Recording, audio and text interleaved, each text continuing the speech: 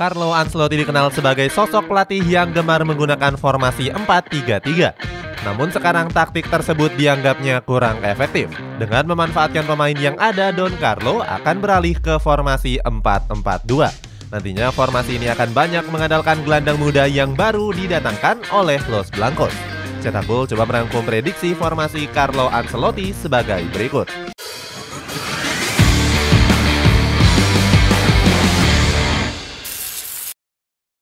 Selalu memainkan pemain muda.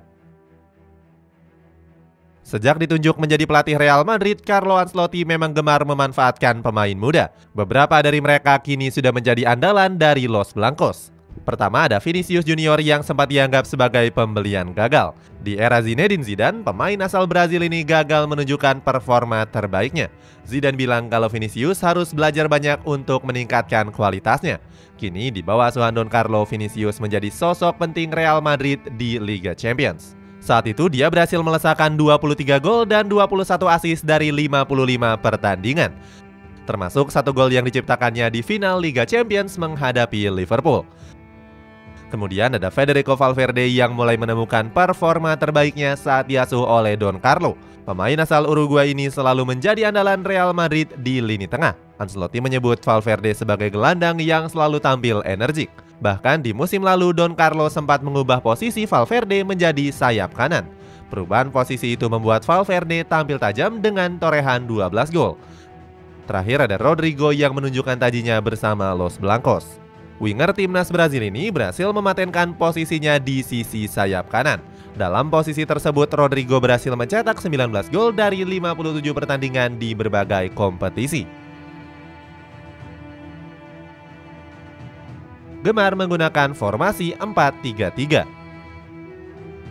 Carlo Ancelotti lebih suka menggunakan formasi 4-3-3. Menurut Don Carlo, formasi ini sangat cocok dengan visi permainan dari skuad Los Blancos. Dalam prakteknya, Real Madrid sangat bergantung pada sektor lini tengah. Nantinya, para gelandang akan bersinergi agar lawan gak bisa mengembangkan permainannya. Posisi tersebut biasanya diisi oleh Toni Kroos, Luka Modric, dan Federico Valverde. Taktik ini juga bertujuan untuk mencegah lawan untuk bisa melakukan penetrasi lewat serangan balik. Secara ofensif, skema yang dijalankan Ancelotti akan memberikan ruang untuk lini serang. Sisi sayap nantinya akan menjadi tulang punggung penyerangan dari Real Madrid. Mereka sangat memanfaatkan kedua winger cepat seperti Vinicius Junior dan juga Rodrigo. Keduanya berhasil tampil baik sebagai pendukung Karim Benzema di sektor ujung tombak. Bomber asal Prancis ini sukses melesakkan 44 gol dari 46 pertandingan. Benzema bahkan berhasil menjadi top skor Liga Champions pada musim 2021-2022 dengan torehan 15 golnya. Kesuksesan Benzema membuatnya meraih penghargaan Ballon d'Or di tahun 2022. Pelatih miskin taktik. Sayangnya keberhasilan Carlo Ancelotti di musim 2021-2022 gagal dilanjutkan pada musim lalu.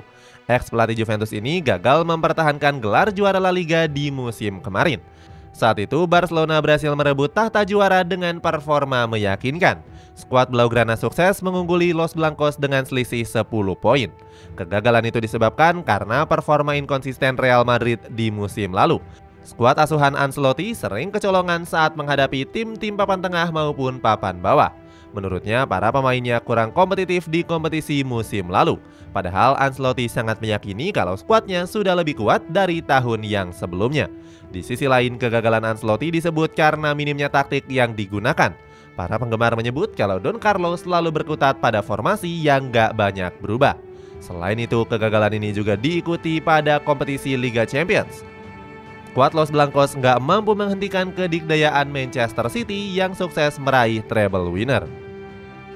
Mantap ingin mengubah taktik.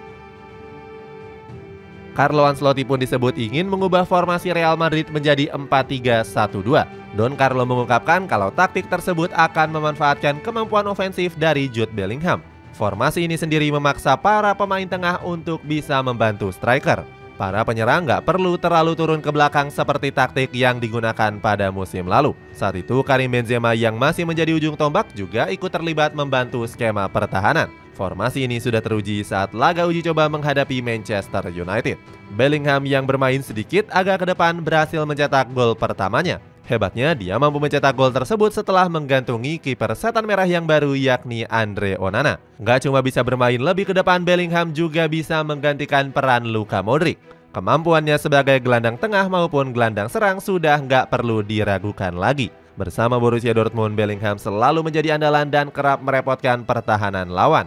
Taktik itu nggak berjalan maksimal meskipun Los Blancos menang atas Manchester United. Brahim Diaz bahkan mengkritik formasi yang digunakan oleh Don Carlo menghadapi Barcelona. Dia mengaku kecewa karena Ancelotti terlalu pilih kasih dengan Bellingham. Tentunya formasi ini mengancam posisi Brahim yang lebih cenderung bermain melebar. Akan tetapi Don Carlo menyebut jika Brahim akan diproyeksikan sebagai super sub. Brahim Diaz pun berharap jika sang pelatih bisa kembali menggunakan formasi 4-3-3. Alasannya Brahim Diaz sendiri lebih suka untuk ditempatkan sebagai false nine. Kesombongan Carlo Ancelotti. Sayangnya, formasi tersebut sedikit kurang cocok dengan kondisi Real Madrid saat ini. Pasalnya, Los Blancos sendiri kekurangan pemain di ujung tombak setelah kepergian Karim Benzema. Real Madrid hanya punya satu striker murni yang diisi oleh Joselu. Terbatasnya stok striker memaksa Don Carlo untuk memainkan duet Rodrigo dan Vinicius Junior. Namun, Ancelotti sendiri merasa cukup percaya diri dengan hadirnya satu striker saja. Bahkan pelatih Italia itu berhasrat bisa membawa Real Madrid meraih berbagai kesuksesan. Don Carlo pun mengungkapkan jika dia akan berhasil membawa Real Madrid meraih trofi Liga Champions. Apalagi ini menjadi persembahan terakhir Ancelotti untuk para penggemar.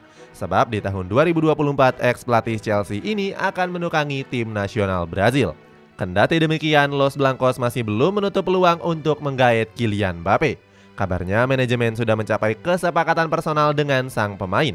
Kehadiran Mbappe tentunya akan menggeser posisi Joselu sebagai ujung tombak. Striker asal Spanyol ini akan menjadi pelapis Mbappe di lini penyerangan Los Blancos. Di sisi lain, Ancelotti juga bisa memanfaatkan para pemain-pemain yang ada, termasuk menempatkan 4 pemain bertahan yang diperkirakan tetap diisi David Alaba, Eder Militao, Ferland Mendy, dan Dani Carvajal. Keempat pemain tersebut selalu menjadi andalan Ancelotti di lini bertahan. Sedangkan untuk posisi gelandang tengah, Don Carlo bisa mengandalkan kombinasi pemain tua dan muda, mulai dari Eduardo Camavinga, Luka Modric, dan Aurelien Tchouaméni. Sedangkan posisi penyerangan Bellingham masih akan menempati gelandang serang, ditopang dengan duet penyerangan yang berisikan Vinicius dan juga Rodrigo. Namun menurut kabar terbaru, Ancelotti tetap bersikukuh menggunakan formasi 4-4-2. Dia sangat yakin kalau formasi tersebut bisa berjalan dengan sangat sukses.